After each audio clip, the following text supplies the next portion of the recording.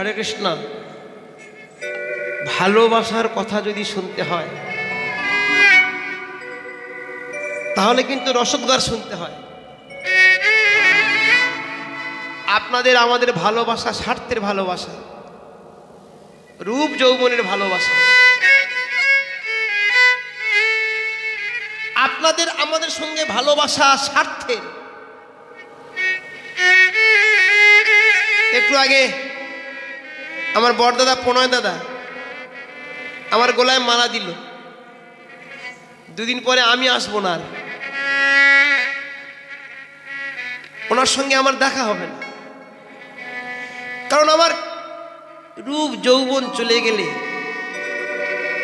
বার্ধক্য দশা যখন আসবে, আমি এত দূর তো আসতে পারবো না। আমার আগে বড় বড় কীর্তনী আসছিল না, আর তারা আসতে পারছেন। আমি আসছি, দুদিন পরে আমি আসতে পারবো না। কিন্তু ঘরে বসে এত বড় ব্যাধি হবে আপনারা না জানলেও আমি জানবো। এই দিনগুলো আমি ঘরে বসে বসে শুধু কাঁদবো, আর ভক্ত সঙ্গ আমার হবে না। আমার ভক্ত সঙ্গ আর হবে না। এই জন্মটা পিতা চলে গেল,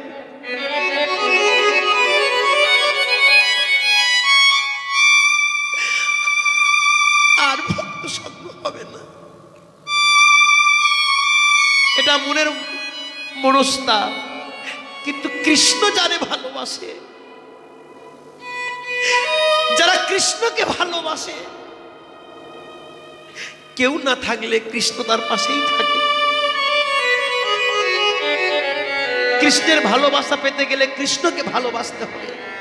সখীরে, স্নান দুপুরে সময় জানি, স্নান দুপুর সময় জানি, ওরে স্নান দুপুরে সময় জানি, ওরে স্নান দুপুরে সময় জানি, তপ্ত পথে ঢালয়ে পানি, তপ্ত পথে ঢালয়ে পানি, জল ঢেলে দেয়, জল ঢেলে দেয়, আমার চরণে তাপ লাগবে বলে।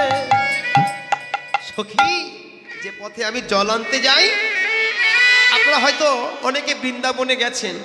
বৃন্দাবনের পথ কিন্তু বালি, বালিময়। রৌদ্রের তাপ পড়লে পায়ে হেঁটে গেলে পার উত্তপ্তে পায়েতে ফসকা পড়তে পারে। আমার গোবিন্দ কি করেন? বলতে, সখীরে, যে পথে আমি জল আনতে যাই, আমার যাওয়ার আগে যমুনায় থেকে জল নিয়ে ওই পথে জল ঢেলে শীতল করে দেয়। তপ্ত পথেতে ঢালয়ে পানি, তপ্ত পথেতে ঢালয়ে পানি, তাম্বুলো ভুকাইয়া ধারায়া পথে